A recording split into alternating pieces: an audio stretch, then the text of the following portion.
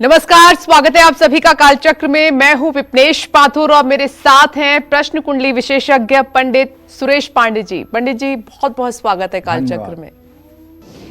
2024 में रूठी लक्ष्मी 2025 में मान जाएंगी। जानिए 2025 में लक्ष्मी पूजन के मंगल मुहूर्त और मंगल योग सिर्फ कालचक्र में।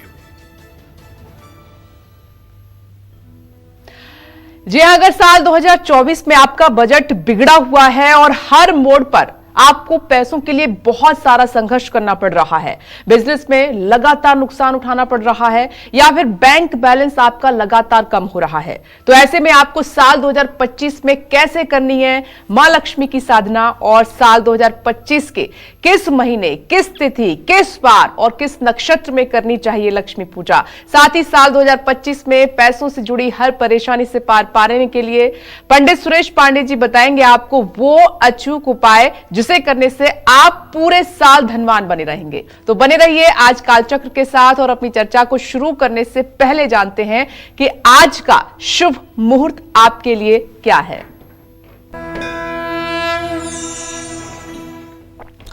30 दिसंबर 2024 दिन सोमवार। आज पौष कृष्ण पक्ष की अमावस्या तिथि रात 3:36 तक है। इसके बाद प्रतिपदा तिथि शुरू होगी।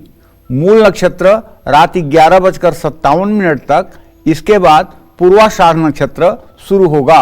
वृद्धि योग रात 8:32 तक, इसके बाद ध्रुव योग शुरू होगा। आज पौष मास की अमावस्या है और आज सोमवती अमावस्या भी है।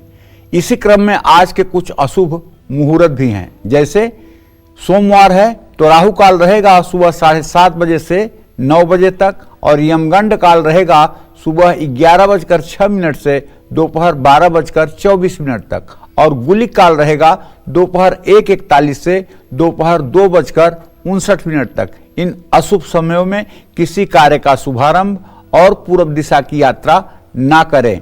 जय मां विंध्यवासिनी। तो आइए चर्चा की शुरुआत करते हैं कि साल 2025 में मां लक्ष्मी को प्रसन्न करने के लिए आपको कुछ जरूरी नियमों का पालन करना पड़ेगा। कुछ खास मंगल मुहूर्त और मंगल योग में ही आपको मां लक्ष्मी की साधना और उपाय करने होंगे। तो चलिए सबसे पहले जानते हैं कि साल 2025 में किन तिथियों में आपको मां लक्ष्मी की पूजा उपासना करनी है। तो पंडित जी, वो शुभ तिथि कौन सी है जिसमें मां लक्ष्मी की हम उपासना कर सकते हैं, उनका आशीर्वाद हमें मिल सकता है? देखो, ऐसा है विपनेश, तिथियां तो हमारे शास्त्रों का आधार है, मुहूर्त का आधार है, मुहूर्त का अपना विशेष महत्व होता है।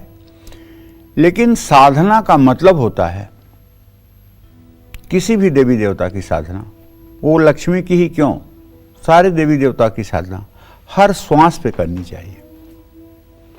21,600 श्वास अगर चल रही है तो आप कुछ भी करते रहिए, चाहे आप किचन में काम करिए, चाहे ऑफिस में काम करिए, चाहे आप सड़क पर काम करिए, चाहे आप फावड़ा चलाइए, लेकिन हर सांस पे आपके इष्ट का नाम होना चाहिए। और इष्ट को अपने समस्त कर्म समर्पित करके रहना चाहिए। जैसे प्रोग्राम शुरू हुआ तो मैंने कह दिया कि हे मां विंध्यवासिनी, अब 1 घंटे तक प्रोग्राम होने जा रहा है, अब आप देख लीजिएगा, मुझसे कुछ न होने वाला है, ये समस्या आप संभाल लीजिएगा। और फिर जब प्रोग्राम खत्म हुआ तो कहेंगे कि माँ तूने प्रोग्राम बहुत अच्छे से किया, बहुत अच्छा किया आपने, आपको बहुत बहुत धन्यवाद मैया। और फिर अब आगे बढ़ते हैं। तो कहने का मतलब अपने हर कार्य को आप ईश्वर को समर्पित करके अगर जीवन जीना शुरू कर दें तो दुनिया की कोई ताकत नहीं है कि आप निराश और हताश हो। गुरु जी कहते हैं जी, परम पूज्यपाद प्रेमानंद जी महाराज, और ये बात मैं अपने सभी दर्शकों से कहना चाहता हूं विपनेश जी, जो बनना है वो सोचो और जो सोचोगे वही बनोगे। एकदम ये पक्की बात है, इसमें जरा सा भी इफ वट नहीं है। मैं सहमत हूं। हाँ, जो बनना है वो सोचो और जो सोचोगे वही बनोगे। अगर अपने को अंडर एस्टिमेट करके, अपने को कम करके आप हर समय सोचोगे और हर समय अपने लिए नकारात्मक ताना बाना बुनोगे तो चाहे जितना दैव सहयोग करे लेकिन खुशी नहीं आ सकती। और अगर अपने को लेकर के एक सकारात्मक माहौल अपने मन में रखेंगे तो निश्चित है कि कुछ परेशानियों के बावजूद ही सही लेकिन सफलता आपके कदम में रहेगी। बिल्कुल सही। इसलिए मैं अपने सभी दर्शकों से कहता हूं कि देखो, जीवन का चिंतन बदलो, जीवन का चिंतन बदलो। किसी भगवान को पाने के लिए, किसी ईश्वर की सिद्धि प्राप्त करने के लिए न तो देश बदलने की जरूरत है, न तो वेश बदलने की जरूरत है कि मैं चला जाऊं वृंदावन, मैं चला जाऊं काशी, मैं चला जाऊं ऋषिकेश, मैं रख लूं दाढ़ी, मैं पहन लूं पीला कपड़ा। अरे इससे भगवान नहीं मिलेंगे। भगवान मिलेंगे उद्देश्य बदलने से। उद्देश्य आपको ये कि प्रभु प्राप्ति करनी है। हर समय मन में एक बात चलाइए कि प्रभु की प्राप्ति करनी है, प्रभु की प्राप्ति करनी है। अब अपने आप प्रभु की प्राप्ति कैसे होगी उसका रास्ता प्रकृति आपको बताएगी। तो न भेष बदलिए न देश बदलिए, केवल अपना उद्देश्य बदलिए। इसी तरह से हमें दरिद्रता का दहन करना है जी। हमें दरिद्रता का दहन करना है और गरीबी को पटक पटक के मार के उसके सारे दांत तोड़ देना है। क्योंकि ये गरीबी जो है ये इतनी बड़ी डायन है कि अगर एक बार इसको पटक के बेहोश कर दोगे तो फिर 2 घंटे बाद उठ के खड़ी हो जाएगी, फिर लड़ने के लिए तैयार हो जाएगी। इसके लिए हर समय जागरूक रहने की जरूरत रहती है। और होता क्या है कि जरा सा आदमी जब सफलता की सीढ़ियों पर चढ़ता है तो वो सोचता है कि अरे वाह, मुझसे बड़ा कौन, अब तो सर्वस्व मैं ही हूं। और इस ओवर कॉन्फिडेंस में फिर वो जब आके लड़ती है तो चकनाचूर कर देती है। तो इसलिए हमें संयम नियम के साथ जीवन जीना चाहिए। और एक चीज याद रखना चाहिए, माया को सब कोई भजे, माधव भजे न कोय, जो कोई माधव भजे तो माया चेरी होए। जी। अगर हम कृष्ण को, विष्णु को भजने लगें तो कृष्ण, विष्णु और श्री राम के श्री चरणों को लक्ष्मी हर समय दबाती हैं। तो लक्ष्मी तो ऑटोमेटिक आपके साथ हो जाएंगी, उसमें 1 मिनट का देर होगा ही नहीं। तो हमारे कहने का मतलब है जैसे मां लक्ष्मी, बिना लक्ष्मी के तो इंद्र जो है श्रीहीन हो जाता है। जब मां लक्ष्मी इंद्र से रूठ गई थी तो वो दरिद्र हो गया था। जाकर उसने ब्रह्मा जी के सामने नाक रगड़ी कि मेरा तो सारा वैभव चला गया। तो ब्रह्मा जी ने एक मंत्र दिया, श्रीमद् देवी भागवत महापुराण में इस मंत्र का वर्णन है, मैं कोई अपने मन से नहीं कह रहा हूं। ओम श्रीम ह्रीम क्लीम ऐम कमलवासिन्यै स्वाहा। और ब्रह्मा जी ने कहा कि हे इंद्रराज, तू जाकर के इस मंत्र का 10 लाख का पुरस्चरण कर, तब महालक्ष्मी प्रसन्न होकर तुम्हारा वैभव जारी रखेंगी। और जाकर के इंद्र ने इस मंत्र का 10 लाख का एक पुरस्चरण किया और उसके बाद इंद्र का जो है वैभव जागृत हुआ। अगर आज के इस कलिकाल में भी मैं गारंटी के साथ कहता हूं कि कोई भी आदमी, कोई भी स्त्री पुरुष संयम नियम से रह करके अगर इस मंत्र का 10 लाख का पुरस्चरण कर ले, 10 लाख इस मंत्र का जप कर ले, तो उसके दोनों हाथ बांध दो, दोनों पैर बांध दो। इसके बाद भी अगर उसके पास किसी चीज का जिंदगी में अभाव हो तो बताइएगा। लेकिन आप करना कुछ नहीं चाहते, सुख आपको पूरे दुनिया का चाहिए। गोस्वामी तुलसीदास जी ने ठीक ही तो लिखा है कि मति थोरी कटोरी न कोमलता, सुख चाहे मूढ़ न धर्म रता। धर्म में रति नहीं है, सुख सब चाहिए। तो मां लक्ष्मी की पूजा में अनेक प्रकार के नियम, प्रतिबंध, सिद्धांत और निषेध ये बनाए गए हैं। लक्ष्मी जी की विशेष कृपा प्राप्त करने के लिए या विशेष उद्देश्य की प्राप्ति के लिए नियमों का पालन करना बहुत जरूरी होता है। मां लक्ष्मी जी की साधना से पहले मुहूर्त को विशेष रूप से ध्यान में रखना चाहिए। 2025 में लक्ष्मी साधना के विशेष नियम ध्यान रखेंगे तो सालों साल मां लक्ष्मी का आपके घर में, आपके कारोबार में, आपकी दुकान में वास रहेगा। तो चलिए आज सबसे पहले मैं आपको बताता हूं कि 2025 में मां लक्ष्मी को प्रसन्न करने के लिए सबसे उत्तम तिथि कौन सी है। नवरात्र साल में वैसे तो 4 बार आते हैं, लेकिन 2 प्रगट नवरात्र हैं, 2 गुप्त नवरात्र हैं। यहाँ हम प्रगट नवरात्र की बात कर रहे हैं, शारदीय नवरात्र और वासंतिक नवरात्र। शारदीय नवरात्र आश्विन के महीने में होता है और वासंतिक नवरात्र चैत्र के महीने में होता है। ये माँ शक्ति की उपासना और साधना के लिए साल में दोनों नवरात्र बहुत ही महत्वपूर्ण हैं। द्वितीया, तृतीया, पंचमी, सप्तमी, नवमी, दशमी, एकादशी, द्वादशी, चतुर्दशी और पूर्णिमा तिथि शुभ है। ये 10 तिथियां लक्ष्मी पूजन के लिए शुभ और अनुकूल मानी गई हैं। इन तिथियों में माँ लक्ष्मी की उपासना करने से हर मनोकामना पूर्ण हो जाती है। चतुर्थी तिथि हर तरह की साधना के लिए और मंत्र ग्रहण करने के लिए अशुभ है। जय मां विंध्यवासिनी। आइए चर्चा को और आगे बढ़ाते हैं कि अगर आप साल 2025 में लक्ष्मी कृपा पाना चाहते हैं तो आपको किस दिन यानी किस वार में लक्ष्मी साधना करनी चाहिए और किस दिन लक्ष्मी साधना से बचना चाहिए। आइए पंडित जी से जल्दी से जान लेते हैं। पंडित जी, कौन से वो वार हैं जब हम लक्ष्मी साधना कर सकते हैं और कौन सा दिन ऐसा है या कौन सा मुहूर्त ऐसा है जिससे तब हमें बचना है, तब हमें माँ की उपासना नहीं करनी है? देखिए, अगर आप नित्य 365 दिन के अनुष्ठान का संकल्प लिए हैं कि मुझे तो पूरा जीवन ही लक्ष्मी के श्री चरणों में समर्पित करना है, तब तो आपके लिए कोई ऐसा मुहूर्त नहीं है जिसमें आप पूजा ना करें जी। हर मुहूर्त आपके लिए पूजा करने का है।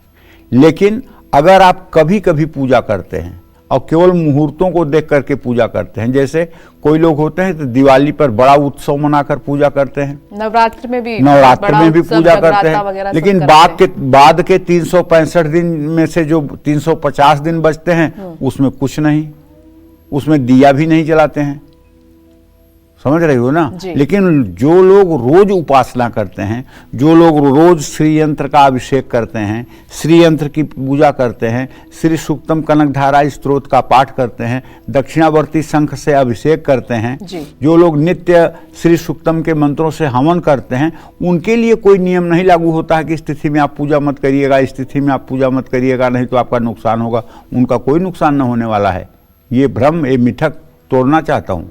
लेकिन केवल आप नवरात्र में पूजा करते हैं, केवल आप विशेष तिथियों पर पूजा करते हैं, केवल आप दिवाली की रात पूजा करते हैं, तो आपके लिए नियम है, मुहूर्त है फिर कि आप खराब मुहूर्त में पूजा नहीं कर सकते हैं। आपके लिए तो मुहूर्त है। तो ऐसे में मैं आपको बताता हूं कि 2025 में माँ लक्ष्मी को प्रसन्न करने के लिए कौन से दिन सबसे उत्तम होंगे, किस दिन माँ लक्ष्मी की उपासना करना सर्वश्रेष्ठ होगा। तो लक्ष्मी साधना के लिए सोमवार, बुधवार, गुरुवार और शुक्रवार का दिन बेहद प्रभावशाली है। इसमें शुक्रवार का दिन माँ लक्ष्मी की उपासना करने के लिए सबसे श्रेष्ठ है। शुक्रवार के दिन की अधिष्ठात्री देवी ही माँ लक्ष्मी है। माँ लक्ष्मी की उपासना करने जा रहे हैं तो शुक्रवार से ही पूजा का प्रारंभ करना चाहिए। रविवार, मंगलवार या शनिवार को लक्ष्मी साधना को शुरू करना निषेध माना गया है। लेकिन अगर नवरात्र इन दिनों में पहला दिन पड़ता है तो निषेध नहीं होगा, क्योंकि वहाँ नवरात्र का महत्व होगा, वहाँ वार का महत्व तो नहीं होगा। इस बात को भी ध्यान में रखना चाहिए। दिवाली अगर रविवार, मंगलवार, शनिवार को पड़ रही है तो क्या आप लक्ष्मी साधना नहीं करेंगे? करेंगे, क्योंकि उस दिन दिवाली पूजन होगा, उस दिन पूजन नहीं होगा। ये बात भी मन में रख लेना चाहिए। जय मां विंध्यवासिनी। तो ये चर्चा आज की खास है। उम्मीद करते हैं कि आप ध्यान से पंडित जी को सुन रहे होंगे, कालचक्र ध्यान से देख रहे होंगे। साल 2025 में किन महीनों में अगर आप लक्ष्मी साधना करेंगे तो आपको जल्दी लाभ मिल जाएगा और मां लक्ष्मी आपके जीवन से दुख, दरिद्रता और संकटों को दूर कर देंगी। आइए जान लेते हैं। तो 2025 के वो महीने जो साधना के लिए बहुत शुभ और उत्तम है। देखो, अब मैं आपको बताता हूं, बहुत लोग ऐसे हैं संसार में जो इस 2024 को किसी तरह से विदा करना चाहते थे। जैसे मकर राशि वाले बेचारे, कर्क राशि वाले, वृश्चिक राशि वाले, ये तिल तिल करके एक एक दिन 2024 के कैलेंडर से काट रहे थे कि ये कब जाए, कब जाए, कब जाए, कब जाए, कब जाए। क्यों? क्योंकि शनिदेव ने ढैया के रूप में ये कर्क राशि वालों को और वृश्चिक राशि वालों को निचोड़ दिया था, मकर राशि वालों को आपदाग्रस्त कर दिया था। इसलिए ये दिन गिन रहे हैं कि कितना जल्दी 2024 खत्म हो, कितना जल्दी 2025 शुरू हो, एक जिंदगी का नया सवेरा शुरू हो। तो भाई 2025 में माँ लक्ष्मी को प्रसन्न करने के लिए कौन से उत्तम महीने सबसे होंगे, पहले ये जान लीजिए। 2025 में किन महीनों में अगर आप माँ लक्ष्मी की साधना करेंगे तो आपको जल्दी लाभ मिल जाएगा। लक्ष्मी साधना के लिए वैशाख और आश्विन सबसे उत्तम है। माँ लक्ष्मी की उपासना के लिए हर महीने अनुकूल नहीं होते। किसी भी महीने में तिथि, नक्षत्र और दिन अगर बहुत शुभ और महासंयोग वाले हैं तो उस दिन लक्ष्मी साधना की जा सकती है। लक्ष्मी मंत्र ग्रहण करने के लिए कार्तिक और मार्गशीर्ष मास बहुत उत्तम है। पुरुषोत्तम मास, ये पुरुषोत्तम मास कहते हैं जब एक महीना बढ़ा हुआ होता है। हिंदी का महीना साल में 12 महीने का जब 13 महीना हो जाता है, कोई एक महीना ऐसा होता है जो 2 महीना रहता है, तो उसको पुरुषोत्तम मास कहते हैं। अब कुछ लोग अल्प ज्ञान के कारण मल मास कहते हैं, इसको मल मास नहीं कहना चाहिए, पुरुषोत्तम मास कहना चाहिए। मल माने होता है अवशेष, मतलब दिनों को जोड़ करके बना हुआ है, तो इसको पुरुषोत्तम मास कहना चाहिए। तो पुरुषोत्तम मास हर तरह के कार्यों के लिए वर्जित है। इसमें लक्ष्मी साधना भी नहीं करनी चाहिए। इसमें केवल भगवान श्री हरि विष्णु का गुणगान करना चाहिए, भगवान शिव का गुणगान करना चाहिए, उनकी कथाओं का श्रवण कीर्तन करना चाहिए। ये सब बातें अपने दिमाग में रखनी चाहिए। जय मां विंध्यवासिनी। और जैसा कि पहले हमने आपको बताया कि कल 31 दिसंबर है और पंडित जी 2025 की भविष्यवाणी आपके लिए करेंगे कि साल ये नया 2025 आपके लिए कैसा रहने वाला है। इसीलिए कल लगातार ध्यान से देखिएगा कालचक्र, क्योंकि पंडित जी वो जरूरी बातें 25 की आपको बताएंगे जो आपके लिए जानना बेहद जरूरी है। आइए चर्चा को आगे बढ़ाते हैं। साल 2025 में मां लक्ष्मी को प्रसन्न करने के लिए कौन से नक्षत्र में आपको मां लक्ष्मी की साधना करनी चाहिए, आइए जान लेते हैं। पंडित जी, तिथि, वार, महीना हो गया, अब नक्षत्र के बारे में बताइए। किसी भी देवी देवता की कृपा पाने के लिए आप जब भी उनकी उपासना करें तो कुछ खास नक्षत्रों में ही करें। चलिए अब मैं आपको बताता हूं कि 2025 में मां लक्ष्मी को प्रसन्न करने के लिए कौन से नक्षत्र समृद्धिदायक होंगे। किसी भी शुभ कार्य में नक्षत्रों का बहुत महत्व होता है।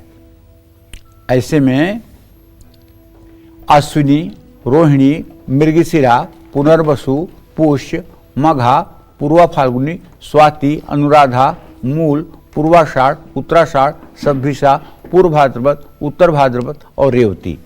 इन नक्षत्रों में लक्ष्मी साधना और अन्य साधनाओं के लिए ये विहित और शुभ नक्षत्र हैं। जय मां विंध्यवासिनी। ब्रेक का वक्त है, लेकिन उससे पहले कालचक्र दर्शक हमारे साथ मौजूद हैं रायबरेली से। मोहित जी, स्वागत आपका कार्यक्रम में। अपना सवाल पंडित जी से कीजिए। पंडित जी सादर प्रणाम। हाँ, सदा सुखी रहिए मोहित जी। पंडित जी, मैं रायबरेली से मोहित बोल रहा हूँ जी। मेरी जन्म तिथि 19 जुलाई 1982 है जी। शाम को 5:30 लगभग जी। नौकरी की स्थिति पंडित जी ठीक नहीं चल रही है। फास्ट फूड या रेस्टोरेंट का व्यापार करना चाहते हैं, सफलता नहीं मिल रही है, कब करना उचित रहेगा। दूसरा सवाल मेरा पंडित जी है बेटी को लेकर। उसकी जन्म तिथि 17 अक्टूबर 2007 भोर में 5:55 में है। पढ़ाई में क्या कराना उचित रहेगा। एनडीए की तैयारी करना चाहती है, स्वभाव थोड़ा सा चिड़चिड़ा है। मोहित जी, देखिए ऐसा है कि आपके दशम भाव का स्वामी शुक्र है और आपके प्रश्न लग्न का स्वामी जो है वो सूर्य है। सूर्य और शुक्र दोनों ग्रहों की स्थिति तृतीय एकादश है। नौकरी में अगर थोड़ा सा संयम बना करके चलेंगे तो नौकरी भी ठीक चलेगी। जहाँ तक आपने अपने कारोबार के विषय में प्रश्न किया है तो खान पान का कारोबार मुझे बहुत हद तक आपके लिए उपयुक्त नहीं दिखाई पड़ रहा है। अगर आप कारोबार ही करना चाहते हैं तो टूर ट्रेवल्स का कारोबार करना आपके लिए फ़ायदेमंद होगा, या फिर खान पान से संबंधित जैसे मतलब कि दालें हो गई, मसाला हो गया, इन सब चीज़ों का व्यवसाय आपके लिए ज़्यादा उत्तम होगा। इस विषय पर भी सोचिएगा। दूसरी बात ये कहना चाहता हूँ मोहित भैया कि देखिए आपका भाग्येश जो है मंगल है। अगर आप हनुमान जी की उपासना शुरू करते हैं और नित्य हनुमान जी की आप हनुमान चालीसा का पाठ करना शुरू कर दें, हनुमान जी का मनन चिंतन शुरू कर दें, ओम हंग हनुमताय नमः इस मंत्र का 108 बार जप करना शुरू कर दें, नित्य प्रातः स्नान करके सूर्य को जल देना शुरू कर दें, तो काफ़ी कुछ आपके जीवन में परिवर्तन आएगा। जहाँ तक आपने बिटिया के लिए प्रश्न पूछा है तो उसके बारे में बताना चाहूँगा कि देखिए उसके पंचम से पंचम भाव का स्वामी मंगल और सूर्य हैं, जिनका सदाष्टक योग है। एनडीए या सीडीएस जैसी कोई भी परीक्षा जो है इसके लिए बहुत उपयुक्त और बहुत ही मतलब कि जो है सफलतादायक नहीं होगी। इसमें असफल होने के बाद ये एंजाइटी और डिप्रेशन में भी जा सकती है। अभी ये 17 साल की है और इसे अपने मतलब की प्रतिभा और उस परीक्षा दोनों का मतलब कि मूल्यांकन ठीक से ये नहीं कर पा रही है। इसलिए मैं चाहूँगा कि इसको आप आर्किटेक्ट की आगे चल करके पढ़ाई करवा दीजिए। आर्किटेक्ट की पढ़ाई कर ले या मेडिकल फील्ड से जुड़ा हुआ कोई एजुकेशन ले ले, जिससे इसका जीवन अच्छा रहे और ये अपने उत्तरदायित्व का ठीक ढंग से निर्वहन कर पाए। जय मां विंध्यवासिनी। और एक जरूरी सूचना आप सभी के लिए, जैसे पंडित जी ने 2024 की भविष्यवाणी की थी कि ये साल आपके लिए कैसा रहेगा, ये बताया था, ठीक वैसे ही कल 2024 का आखिरी दिन है। पंडित जी 31 दिसंबर से ही, कल से ही, यानी कि नए साल 2025 की भविष्यवाणी करेंगे कि ये साल आपके लिए कैसा रहने वाला है। इसीलिए देखना मत भूलिएगा, कल से कालचक्र बहुत ध्यान से देखिए, नए साल की भविष्यवाणी होगी। साल बदलते ही क्या बदलेगी आपकी तकदीर? साल बदलते ही क्या बदलेंगे आपके सितारे? काल चक्र में जानिए मेरी जुबानी 2025 की भविष्यवाणी। 31 दिसंबर से लगातार सुबह 8:50 पर। तो कालचक्र भविष्यवाणी 2025 कल 31 दिसंबर, नोट कर लीजिए, 8:50 पर आप जरूर देखिएगा, कल से लगातार। अब एक दर्शक हमारे साथ जुड़ गई हैं, उनसे बात कर लेते हैं। उषा जी, बहुत बहुत स्वागत है आपका कालचक्र में। अपना प्रश्न पंडित जी से कीजिए। पंडित जी प्रणाम। जय मां विंध्यवासिनी जी। जय मां विंध्यवासिनी। पंडित जी, मैं आपकी बहुत भक्त हूँ। मैं भगवान विष्णु से ज्यादा आपको बहुत मानती हूँ। मैं 13 साल से आपका प्रोग्राम देखती हूँ। आज मैं बहुत बड़ी तकदीर वाली हूँ कि आज मेरा कॉल लगा है। मेरे 2 प्रश्न हैं। मेरी सबसे बड़ी बहन है, उसकी सेहत बहुत हरदम खराब रहती है और मेरी जन्म तारीख है 20/8/1977, 3:55। उसके लिए पूछना है। और दूसरा प्रश्न है मेरे बेटे के लिए। उसकी जन्म तारीख है 16 जनवरी 2001। अभी वो सीए फाइनल में पहुंचा है और उसका भविष्य कैसा है और उसका करियर कैसा है, प्लीज आप मुझे उसके बारे में बताइए सब। देखिए, सबसे पहले मैं आपके बहन भाव को बताना चाहता हूं। आपकी बड़ी बहन भाव का स्वामी जो है वो बृहस्पति है, वहां राहु की स्थिति है। आपकी बहन को 2 रोग है, एक तो लीवर से संबंधित रोग है और दूसरे उनको हड्डियों का रोग है। आप उन्हें किसी सुयोग्य आयुर्वेदिक चिकित्सक से को दिखा करके और परामर्श लेकर के उनका उपचार करिए, वो ठीक होंगी। और उनके हाथ से 7 अनाज 1-1 किलो और 1 कंबल ये शनिवार को किसी जरूरतमंद को दान करवा दीजिए। इससे निश्चित रूप से उन्हें लाभ मिलेगा, लेकिन लाभ पूरा मई 2025 के बाद मिलेगा। और उनके खान पान में कहिए कि तेल और घी वाली कोई वस्तु सेवन ना करें। इससे निश्चित रूप से उनका स्वास्थ्य काफी हद तक ठीक होगा।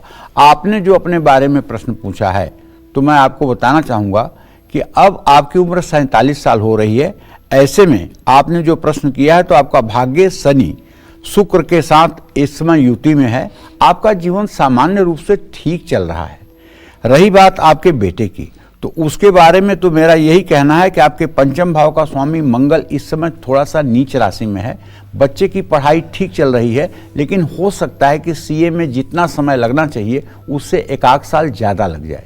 लेकिन ये सीए बन के ही रहेगा, इसमें कोई 2 राय नहीं है। और इसकी आजीविका भी अच्छी रहेगी। ये जब तक 27 साल का ना हो जाए तब तक इसे नौकरी करना चाहिए। 27 साल के बाद इसे अपनी पर्सनल प्रैक्टिस शुरू कर देनी चाहिए। जय मां विंध्यवासिनी। हम में से हर कोई ये जानना चाहता है कि साल 2025 में उसकी फाइनेंशियल कंडीशन कैसी रहेगी, कब सैलरी बढ़ेगी, कब बिजनेस में बड़ा फायदा होगा, कब प्रॉपर्टी बनेगी, कब बैंक बैलेंस आपका बढ़ेगा और कब मां लक्ष्मी की कृपा आप पर बरसेगी। साथ ही ये सब पाने के लिए उन्हें कैसे और कहां बैठकर करनी है लक्ष्मी की साधना उपासना। आइए पंडित जी से जान लेते हैं। पंडित जी, वैसे तो आपने बोला है कि हर समय आप उनको याद कर सकते हैं, नाम ले सकते हैं, लेकिन कोई निश्चित जगह स्थान तो होगा जहां से ज्यादा हमें फल मिलेगा, आशीर्वाद मिलेगा मां लक्ष्मी का। ये तो सही बात है। जैसे हमारे यहाँ सिद्ध पीठों का वर्णन है, सिद्ध पीठे कोट्यस, तो वैसे तो हमारे सिद्धपीठ 81 हैं, लेकिन उपपीठ मिलाकर के कुल 108 सिद्धपीठ बनते हैं। इन सिद्धपीठों में की गई उपासना तो अक्षुण फल देती है। इन सिद्धपीठों में अगर उपासना की जाए तो अक्षुण फल देती है, लेकिन अगर इस सिद्धपीठ में भोग वासना अपनाई जाए तो वो व्यक्ति को नष्ट भी कर देती है। तो जो सिद्धपीठ होती हैं वो योग भूमि होती हैं, वो भोग भूमि नहीं होती हैं। जी बिल्कुल। और मनुष्य स्वभाव से ही भोग के प्रति आकर्षित रहता है, इसलिए जब इसे सुख सुविधा आराम मिल जाता है तो इसकी मनोवृत्ति भोग की तरफ जाती है, योग की तरफ नहीं जाती है। इसलिए सिद्धपीठों में तो हर समय हमें सावधान रहना चाहिए। सिद्धपीठों में किया हुआ पाप अक्षुण हो जाता है, वो कभी नष्ट नहीं होता है। इसलिए साधना करने के लिए जितना श्रद्धा का महत्व है उतना ही आप कहाँ बैठकर साधना कर रहे हैं उसका बहुत बड़ा महत्व है। ऐसे में माँ लक्ष्मी की साधना करने का सबसे उत्तम स्थान क्या होना चाहिए ये मैं आपको बताता हूँ।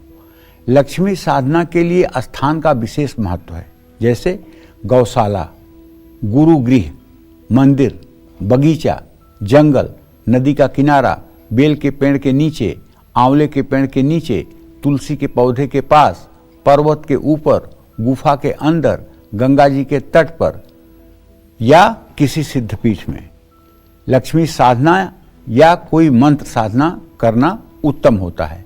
ऐसे स्थान ना मिल पाए तो घर के सबसे पवित्र स्थान या ईशान कोण में बैठ कर के ही साधना करनी चाहिए। और एक बात बताऊंगा आपको, मंत्र जो होते हैं ना, तो मंत्रों के दोष भी होते हैं। मंत्र जो होते हैं मंत्रों के दोष की भी होते हैं। जैसे नवार्ण मंत्र है, ओम ऐं ह्रीं क्लीं चामुंडायै विच्चे, इसमें 9 अक्षर हैं, इसीलिए इसको नवार्ण मंत्र कहते हैं। और इसकी व्युत्पत्ति कैसे हुई है ये दिव्य अथर्व शीर्ष में विस्तार से वर्णन किया गया है। क्योंकि कार्यक्रम का विस्तार हो जाएगा इसलिए उस विषय पर मैं नहीं जाना चाहता हूं। अगर आपको जिज्ञासा हो इसके बारे में जानने के लिए तो आप दुर्गा सप्तशती में दिव्य अथर्व शीर्ष का अर्थ जो है वो गीता प्रेस की किताब में पढ़िएगा, आपको समझ में आएगा। 2024 में अगर दरिद्रता ने आपको घेरे रखा था, आपकी बचत नहीं हो पा रही थी, तो 2025 में माँ लक्ष्मी की पूजा पर आप किन बातों का ध्यान रखेंगे जिससे आपकी आर्थिक स्थिति अच्छी हो जाए। तो 2024 में अगर दरिद्रता ने आपको घेरे रखा है तो मैं आपको बताना चाहूँगा कि 2025 में पहली बात मन में एक संकल्प लीजिए कि मैं, अर्थात मैं माने यहाँ अहंकार मत लाइएगा। जब केवल मैं होता है तो ईश्वर का वाचक होता है, और जब मैं के साथ कोई विशेषण लगता है तो माया हो जाती है। जैसे मैं धनवान, मैं विद्वान, मैं बलवान, मैं कुलवान, ये जहाँ मैं के साथ कोई विशेषण लगा तहाँ जीव का बोध और माया का बोध हो जाता है। और जहाँ केवल मैं ही मैं हूँ वहाँ ईश्वर का बोध होता है, ईश्वर परम ब्रह्म परमेश्वर का बोध होता है। और मैं के साथ जहाँ कोई विशेषण लगा तहाँ वो मायाकृत हो जाता है। तो कहने का मतलब यह है कि एक तो माँ लक्ष्मी की साधना गुलाबी या लाल रंग के कपड़े पहन के करना चाहिए। इनकी पूजा का उत्तम समय जो है गोधूली बेला या मध्य रात्रि है। माँ लक्ष्मी की ऐसी प्रतिमा की उपासना करनी चाहिए जिसमें वो गुलाबी रंग के कमल के फूल पर विराजमान हो, माने कमल वासिनी हो। माँ लक्ष्मी की अंगूठे जितनी ऊंचाई की मूर्ति ही घर में स्थापित करनी चाहिए। ऐसी लक्ष्मी जी की प्रतिमा जिसमें वो उल्लू पर सवार हों उनको घर में स्थापित नहीं करना चाहिए। ऐसी मूर्तियों की पूजा घर में करने से घर के लोगों की बुद्धि में कमी आती है। ऐसे लोग धनवान तो हो जाते हैं, नो डाउट, लेकिन उनकी बुद्धि इतनी मलिन हो जाती है कि उस धन का सदुपयोग नहीं कर पाते हैं। और एक दिन उनका वो धन या तो सरकार के द्वारा अपहृत कर लिया जाता है, या तो कोई बेटी बेटा इस बुद्धि का पैदा हो जाता है कि उसको नष्ट भ्रष्ट कर देता है। एक दिन उसकी दुर्गति उस धन की जरूर होती है। और अगर आप अपने पूजा स्थान में मूर्तियां रखे हैं तो पीछे दीवार से सटा करके उसको नहीं रखना चाहिए। ये दीवार से करीब 1 इंच की दूरी पर तो होनी ही चाहिए, चाहे वो मंदिर की दीवार हो चाहे वो घर की दीवार हो। और एक साथ जुड़ी हुई लक्ष्मी गणेश की प्रतिमा को घर में कभी स्थापित नहीं करना चाहिए। लक्ष्मी गणेश की प्रतिमा अलग अलग होनी चाहिए। मां लक्ष्मी के मंत्रों का जप करने के लिए स्फटिक और कमलगट्टे की माला सर्वश्रेष्ठ है, लेकिन इसका मतलब नहीं कि रुद्राक्ष की माला पर जप नहीं हो सकता है, क्योंकि साफ साफ देवी भागवत में लिखा हुआ है कि रुद्राक्ष एक ऐसी वस्तु है जिसमें सारे देवी देवताओं की पूजा की जा सकती है। यहां तक अतिशयोक्ति नहीं, अगर आप राम राम भी करना चाहते हैं, आपके पास तुलसी की माला नहीं है, कृष्ण कृष्ण भी करना चाहते हैं, आपके पास तुलसी की माला नहीं है, तो आप रुद्राक्ष पर कर लीजिए, आपको दोष नहीं लगेगा। आप पीताम्बरा बगलामुखी की पूजा करना चाहते हैं, हल्दी की माला आपके पास नहीं है, आप रुद्राक्ष पर कर लीजिए, आपको कोई दोष नहीं लगेगा। रुद्राक्ष की एक ऐसी माला है, ये भगवान शिव के नेत्रों से, भगवान शिव के आंसुओं से प्रकट हुआ है। ये एक ऐसी माला है कि इसे दुनिया में कोई अशुद्ध कर सके ऐसी कोई अशुद्धता नहीं बनी है, और ये किसी को शुद्ध ना कर सके ऐसी कोई अशुद्धता नहीं है। कुछ लोग कहते हैं महाराज जी हमने तो माला पहना हुआ है, रात में निकाल देता हूं, शौच में जाता हूं तो निकाल देता हूं, इस समय निकाल देता हूं। मैं उनसे पूछना चाहता हूं तुम्हारे शरीर में कब ऐसा होता है जब मल मूत्र नहीं बनता रहता है? वो 1 सेकेंड बताओ जब तुम्हारे शरीर में मल मूत्र बनना बंद होता हो, तो फिर क्यों पहन लेते हो माला? और माला निकाल के रख दोगे, माला को तुम अपवित्र कर दोगे। वो जगत को पवित्र करने के लिए रुद्राक्ष प्रकट हुआ है भगवान शिव की आंसुओं से, उसको कोई अशुद्ध कर पाएगा? वो तो चांडाल से चांडाल कर्म करने वाले को भी शुद्ध कर देता है। रुद्राक्ष मणिबंध पर धारण किया, बाजुओं में धारण किया, हृदय में धारण किया, माथे पर धारण किया, गले में धारण किया, शिखा में धारण किया और त्रिपुंड लगाया। बस चांडाल से चांडाल भी अगर होगा ना तो जो देवगण वायु मार्ग से गुजरेंगे उसके स्वरूप को देख करके प्रणाम करेंगे। ये बात भागवत में लिखी हुई है, सच्ची बात बता रहा हूं। और चाहे आदमी ड्रामा में ही ये काम करे, नाटक में ही करे, लेकिन एक दिन ये नाटक ही असली रूप ले लेता है और मनुष्य सत्मार्ग पर चल निकलता है। हां, एक बात जरूर है कि अगर कमल गट्टे की माला हो अपने पास और उसमें लक्ष्मी की उपासना की जाए तो अच्छी बात है। लक्ष्मी प्रतिमा पर चंदन या कुमकुम का तिलक लगाना चाहिए। लक्ष्मी पूजन में कमल के फूल का ज्यादा से ज्यादा उपयोग करना चाहिए। कमल का फूल सुंदरता, समृद्धि और शुभता का प्रतीक है। देवी लक्ष्मी को कुछ भी अर्पित करते समय उसमें तुलसी और तुलसी मंजरी मत डालें, ध्यान रखें। देवी लक्ष्मी को लाल रंग की बाती वाला दीपक अर्पित करें और इससे उनके दाईं ओर रखें। अब जैसे मान लीजिए कि कमल का फूल तो सबको नहीं मिल सकता ना, तो आंख बंद करिए और अपने दोनों हाथों को ऐसे फैला करके और सामने देखिए कि एक दिव्य सोने का सिंहासन है, उसमें एक बड़ा कमल का फूल रखा हुआ है गुलाबी रंग का। उस पे महालक्ष्मी रेशमी वस्त्र धारण किए हुए गुलाबी रंग का आपके सामने बैठी हुई हैं और उनका एक चरण नीचे है, एक चरण उन्होंने अपने पैर से दबाया हुआ है। और इस भाव भंगिमा को ध्यान में रखते हुए एक कमल का फूल आपके हाथ में है जो सोने से बना हुआ है, उसको आप महालक्ष्मी के श्री चरणों में ले जाकर के समर्पित कर रहे हैं। मानसिक समर्पण इसको कहते हैं। और रोज एक फूल आप माता के चरणों में चढ़ाना शुरू कर दीजिए मानसिक रूप से। 1 साल के अंदर अगर दरिद्रता आपसे 1000 किलोमीटर दूर न भाग जाए तो आप कहिएगा। लेकिन वही है, जिससे पूछो वही कहता है हाँ मैं तो पूजा करता हूं। क्या करते हो भाई? हनुमान चालीसा पढ़ता हूं, दुर्गा चालीसा पढ़ता हूं, राम रक्षा स्तोत्र पढ़ता हूं। अच्छा पढ़ते हो, ठीक है, बढ़िया है। और उसके बाद क्या करते हो? उसके बाद कुछ नहीं करता हूं। अगर हम पूजा स्थान में हैं और हमारा मन लगा हुआ है कि दुकान पे पता नहीं कौन ग्राहक आया होगा, उसको नौकर कैसे डील कर रहे होंगे, अरे मुझे तो वहाँ जाना है, जाने में देर हो रही है, पता नहीं तैयारी कैसे होगी। अगर आप पूजा स्थान में भी बैठकर संसार का चिंतन कर रहे हैं तो ये पूजा नहीं है।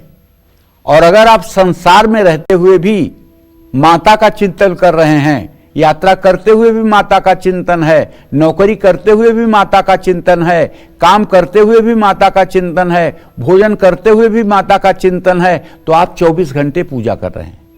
वो सदैव आपके साथ रहेंगी, वो उनका सदैव स्नेह आपके ऊपर बना रहेगा। इसलिए पूजा में चिंतन का महत्व है। श्रीमद् भागवत महापुराण में मुरारी पादार्पित चित्तवृत्ति, ऐसा माता देवहूति कहती है। हर समय प्रभु के श्री चरणों में अपनी बुद्धि को लगाए रखना चाहिए, अपने मन को लगाए रखना चाहिए। तो कहने का आशय यह है कि जितना ज्यादा हम अपने आप को सरल रखेंगे और जितना ज्यादा बालक भाव से हम माता के श्री चरणों की सेवा में लगेंगे, ज्ञानी वानी कोई नहीं जान पाता इनको। ब्रह्मा विष्णु महेश भी नेति नेति कहते हैं, इनके सामने जो है ब्रह्मा विष्णु महेश भी जो है नेति नेति कहते हैं जब वे अपने आदिशक्ति स्वरूप में होती हैं। इनके बहुत स्वरूप हैं। एक स्वरूप तो इनका है कि भगवान विष्णु के पैर दबाती हैं, लेकिन एक स्वरूप उनका ये भी है कि भगवान विष्णु के ही अवतार श्री कृष्ण इनके पैर दबाते हैं। वो भी रूप है। वो रूप है किशोरी जी का, राधा रानी का। उनकी सखियों से, सहचरियों से लालजू पूछते हैं कि आज राधिका जी का मिजाज कैसा है, आज गुस्से में तो नहीं है। बहुत बढ़िया एक श्लोक आपको सुनाऊं। वेणु करानि पतितम स्खलितम शिखंडम भ्रष्टम च पीतवसनम ब्रजराज सूनो यस्या कटाक्ष सरघात विमूर्छितस्य ताम्राधिकाम परिचरामि कदारसेन। जिसके एक तिरछी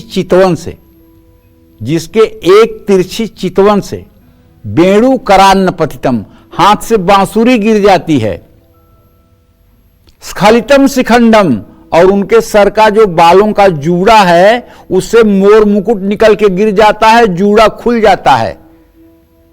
बेरु कणानुपतितम स्खलितम शिखंडम भ्रष्टम च पीत वसनम ब्रजराज सूनो। और ब्रजराज के जो पुत्र हैं भगवान श्री कृष्ण, इनका पीतांबर नीचे की तरफ गिर जाता है। यस्या कटाक्ष सरघात विमूर्छितस्य, एक सरघात, एक आंखों की तिरछी चितवन से उनकी ये दशा हो जाती है, बेहाल हो जाते हैं। ताम्राधिकाम परिचरामि कदारसेन।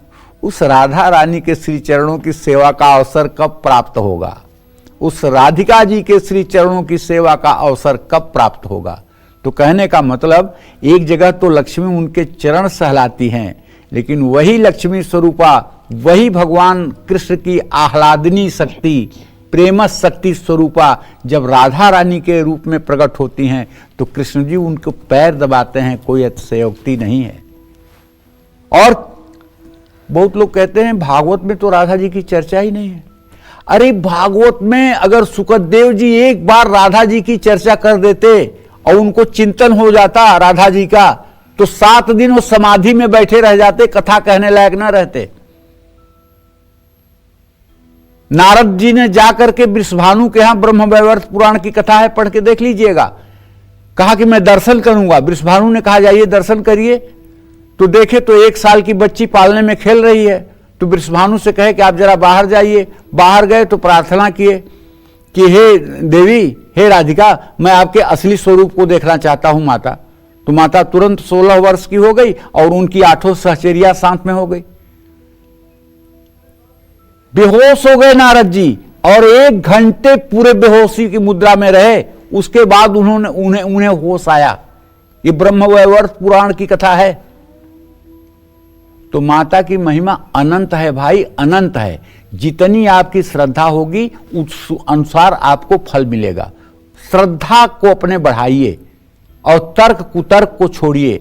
आप मन में विश्वास रखिए कि जब मैं महालक्ष्मी के शरण में रहूंगा तो मेरे जीवन के सारे संकट दूर होंगे। बस सीधी सी इतनी बात मान लो, ज्यादा ज्ञानी बनने की जरूरत नहीं है। जय मां विंध्यवासिनी। चलिए चर्चा को आगे बढ़ाते हैं, क्योंकि आज की चर्चा बहुत ही इंटरेस्टिंग है। साल 2025 में आपको किस लग्न में मां लक्ष्मी की उपासना करनी है और किस लग्न में पूजा पाठ करने से बचना है। आइए पंडित जी से अब लग्न के बारे में पूछ लेते हैं। पंडित जी बताएं। अगर अब तक आपको नहीं पता था कि खास लग्नों में उपासना करने से आपकी पूजा सफल भी होती है और पूजा का फल भी जल्दी मिलता है, तो चलिए अब मैं आपको बताता हूं कि नए साल में आपको किस लग्न में मां लक्ष्मी की उपासना करनी है और किस लग्न में पूजा पाठ करने से बचना है। देखिए भाई, सीधी सी बात है, स्थिर लग्न में लक्ष्मी की पूजा करने से लक्ष्मी स्थिर होती है। इसी तरह से मेष लग्न में लक्ष्मी साधना करने से धन धान्य की वृद्धि होती है। वृषभ लग्न में किसी भी प्रकार की साधना की जा सकती है, क्योंकि वृषभ लग्न एक स्थिर लग्न है, पहले ही बता चुका हूं। मिथुन लग्न में लक्ष्मी साधना या कोई अनुष्ठान नहीं करना चाहिए, इसका बुरा प्रभाव साधक की संतान पर पड़ता है। कर्क लग्न बहुत ही शुभ होता है, इसमें शुरू की गई कोई भी पूजा साधना सफल और सर्वसिद्धिदायक होती है। सिंह लग्न भी शुभ है, इस लग्न में साधना से बुद्धि का विकास होता है। कन्या लग्न में भी लक्ष्मी साधना की जा सकती है। जय मां विंध्यवासिनी। तो कन्या लग्न तक तो बात हमारी हो गई है। अब तुला से मीन लग्न तक हमें किन लग्नों में लक्ष्मी साधना करनी चाहिए और किन लग्नों में लक्ष्मी साधना करने से हमें बिल्कुल बचना है, आइए पंडित जी से जानते हैं। पंडित जी आगे बताइए। देखिए, तुला लग्न सर्वश्रेष्ठ लग्न है, इसमें की गई साधना लक्ष्मी साधना और पूजन सभी प्रकार की सिद्धियों को प्रदान करने वाला होता है। वृश्चिक लग्न में शुरू की गई साधना श्रेष्ठ होती है, ये स्वर्ण के समान लाभ देने वाली होती है।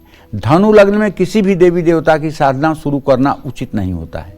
धनु लग्न अशुभ होता है, इस लग्न में साधना से मान और यश का नाश होता है। मकर लग्न में साधना करना शुभ और पुण्यदायक होता है। कुंभ लग्न में लक्ष्मी साधना करने से धन और समृद्धि की प्राप्ति होती है। मीन लग्न में साधना करने से अशुभ प्रभाव मिलता है। मीन लग्न दुखदायक और असफलतादायक होता है, इस लग्न में किसी भी तरह का अनुष्ठान मंत्र साधना शुरू नहीं करना चाहिए। जय मां विंध्यवासिनी। चलिए अब बात कर लेते हैं मेष से लेकर कन्या राशि वालों की कि साल 2025 में धनवान बनने के लिए आपको मां लक्ष्मी के किस स्वरूप की पूजा उपासना करनी चाहिए। आइए पंडित जी से जान लेते हैं। पंडित जी राशि अनुसार बताइए। देखिए, राशि अनुसार किसको मां लक्ष्मी के किस स्वरूप की उपासना करनी चाहिए ये भी आप जान लीजिए। मेष राशि वालों को मां लक्ष्मी के वसुधा स्वरूप की पूजा करनी चाहिए। वृषभ राशि वालों को सिद्ध लक्ष्मी की पूजन करना चाहिए।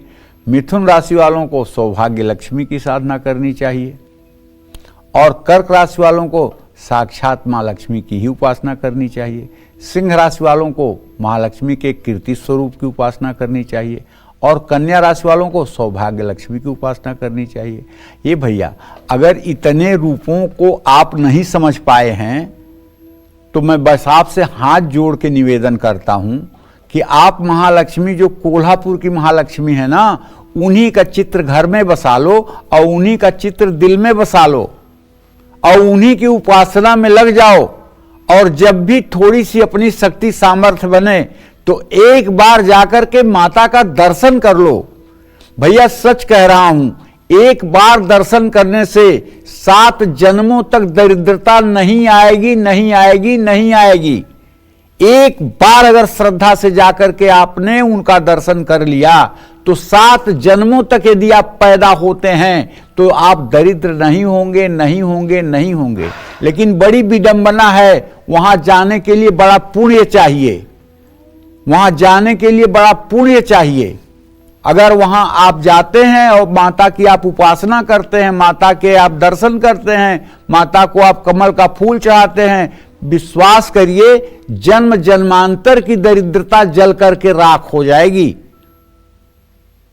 इसलिए मैं अपने सभी दर्शकों से कहना चाहूंगा कि हर समय, कोई ये नहीं कि पूजा में बैठिए तब, हर समय अपने घर की सारी महिलाओं में यदि आप पुरुष हैं तो मां लक्ष्मी को देखें, कन्याओं में मां लक्ष्मी को देखें, अपने मां में मां लक्ष्मी को देखें।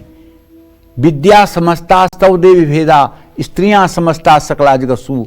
महिलाओं का अपमान करना, महिलाओं को नीचा दिखाना, महिलाओं को प्रताड़ित करना, कन्याओं का अपमान करना और लक्ष्मी की पूजा करना, ये तो वही बात हो गई जैसे कोई राख में हवन करे। इसलिए पहले प्रत्यक्ष लक्ष्मी का सम्मान होना चाहिए। जय मां विंध्यवासिनी। और जल्दी से एक बार फिर से आपको याद दिला देते हैं कि कल साल का आखिरी दिन है, यानी कि 31 दिसंबर है और 2025 आपके लिए कैसा रहे, इसीलिए कल से लगातार आपको कालचक्र देखना है। कालचक्र भविष्यवाणी 2025, जिसमें पंडित जी आपको बताएंगे कि आने वाला नया साल आपके लिए कैसा रहेगा। साल बदलते ही क्या बदलेगी आपकी तकदीर? साल बदलते ही क्या बदलेंगे आपके सितारे? काल चक्र में जानिए मेरी जुबानी 2025 की भविष्यवाणी। 31 दिसंबर से लगातार सुबह 8:50 पर। चलिए अब बात कर लेते हैं तुला से लेकर मीन राशि वालों की। तुला से लेकर मीन राशि वालों को साल 2025 में धनवान बनने के लिए मां लक्ष्मी के किस स्वरूप की पूजा उपासना करनी चाहिए, आइए पंडित जी से जान लेते हैं। पंडित जी बताइए। देखिए, यदि आपकी तुला राशि है तो आपको सिद्ध लक्ष्मी की साधना करनी चाहिए। वृश्चिक राशि वालों के लिए वसुधा लक्ष्मी की उपासना जल्दी कृपा दिलाती है। धनु राशि के जातकों के लिए महालक्ष्मी के जया रूप की साधना करनी चाहिए। और मकर राशि के जातकों को माया लक्ष्मी की आराधना विशेष उपयोगी है। कुंभ राशि के जातकों के लिए माया लक्ष्मी की ही साधना करनी चाहिए। मीन राशि के जातकों को जया लक्ष्मी की उपासना करने से लाभ मिलता है। लेकिन अगर आप इन सब भेदों में नहीं पड़ना चाहते हैं तो मैं आपसे कहना चाहूँगा, आप कोल्हापुर वाली महालक्ष्मी के स्वरूप की पूजा कर लीजिए। महाराष्ट्र में कोल्हापुर एक जगह है जिसको संस्कृत में करवीर कहते हैं, करवीर, और देवी भागवत में आता है करवीर निवासिन्याम स्थान सर्वोत्तमो उत्तमः। करवीर निवासिनी महालक्ष्मी का सर्वोत्तम स्थान कोल्हापुर में है। तो कहने का मतलब ये है, महालक्ष्मी का चित्र आज तो आपको गूगल पे भी मिल जाएगा, और उनका चित्र बनवा करके, फोटो बनवा के घर में अच्छे मुहूर्त में शुक्रवार के दिन स्थापित कर लीजिए और रोज उन्हीं को धूप दीप से पूजा करिए। श्री सूक्त कनक धारा स्तोत्र का पाठ करिए। जब भी संभव हो तो एक भी कमल का फूल मिल जाए तो ले जाकर के माँ के चरणों में समर्पित करिए, और अपने हृदय का कमल जरूर माता के चरणों में समर्पित करिए। सारी मनोकामना पूरी हो जाएगी। चाहे जितना बड़ा दुर्भाग्य हो जलकर राख हो जाएगा। बस केवल एक बार शरणागति की जरूरत है। एक बार आप अपने अहंकार को माता के चरणों में समर्पित कर दें कि हे माँ, मुझसे तो कुछ न होने वाला है, तू ही संभाल ले। मुझसे तो कुछ न बनने वाला है, तू ही संभाल ले। मेरी नैया की तू ही खेवैया बन जा। ये भाव आ जाए, ये शरणागति आ जाए, आप विश्वास करिए, ताकर सदा करहु रखवारी, जिम बालक राखई महतारी। जैसे माँ अपने छोटे बच्चों की रक्षा करती है, वैसे महालक्ष्मी खुद आपकी रक्षा करने लगेंगी और आपका जीवन सचमुच में धन्य हो जाएगा। जय माँ विंध्यवासिनी। तो आज पंडित जी ने आपको बताया कि 2025 में मां लक्ष्मी की कैसे उपासना आपको करनी है, किस दिन, किस मुहूर्त, किस महीने, किस तिथि में करनी है, जो आपके लिए सबसे उत्तम साबित होगा। पंडित जी, इसके लिए आपका बहुत बहुत धन्यवाद। और इसी के साथ उम्मीद करते हैं कि आपको आज का हमारा विषय बहुत पसंद आया होगा। कल 31 दिसंबर से लगातार कालचक्र भविष्यवाणी 2024 के साथ 2025 के साथ बने रहिएगा। आपका नया साल कैसा होगा, साथ ही नए साल को कैसे बनाएं अपने लिए बेमिसाल उत्तम, ये सब बताएंगे पंडित जी आपको। फिलहाल कालचक्र की पूरी टीम को दीजिए इजाजत और देश और दुनिया की खबरों के लिए देखते रहिए न्यूज़ 24। नमस्कार। साल बदलते ही क्या बदलेगी आपकी तकदीर? साल बदलते ही क्या बदलेंगे आपके सितारे? काल चक्र में जानिए मेरी जुबानी 2025 की भविष्यवाणी। 31 दिसंबर से लगातार सुबह 8:50 पर।